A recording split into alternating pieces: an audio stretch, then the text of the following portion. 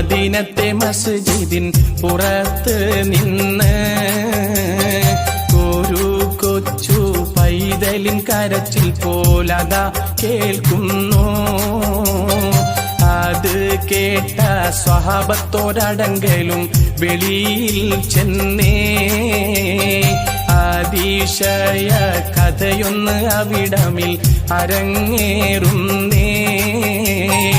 ഒരു നാളിൽ മദീനത്തെ മസ്ജിദിൻ പുറത്ത് നിന്ന് ഒരു കൊച്ചു പൈതലിൻ കരച്ചിൽ പോലതാ കേൾക്കുന്നു. അത് കേട്ട സ്വഹാബത്തോരടങ്കലും വെളിയിൽ ചെന്നേ അതിശയ കഥയൊന്ന് അവിടമിൽ അരങ്ങേറുന്നേ.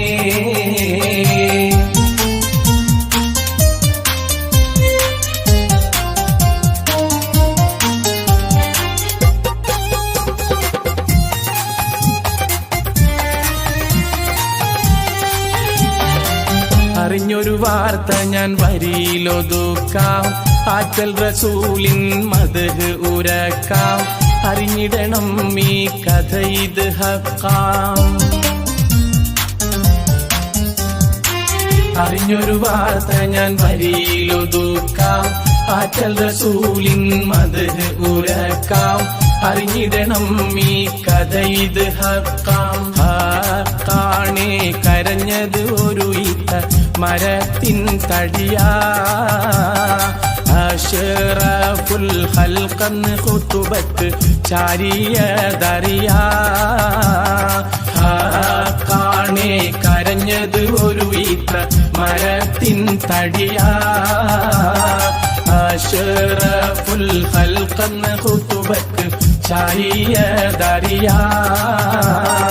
ഒരു നാളിൽ മദീനത്തെ മസ്ജിദിൻ പുറത്ത് നിന്ന് ഒരു കൊച്ചു പൈതലിൻ കരച്ചിൽ പോലതാ കേൾക്കുന്നു.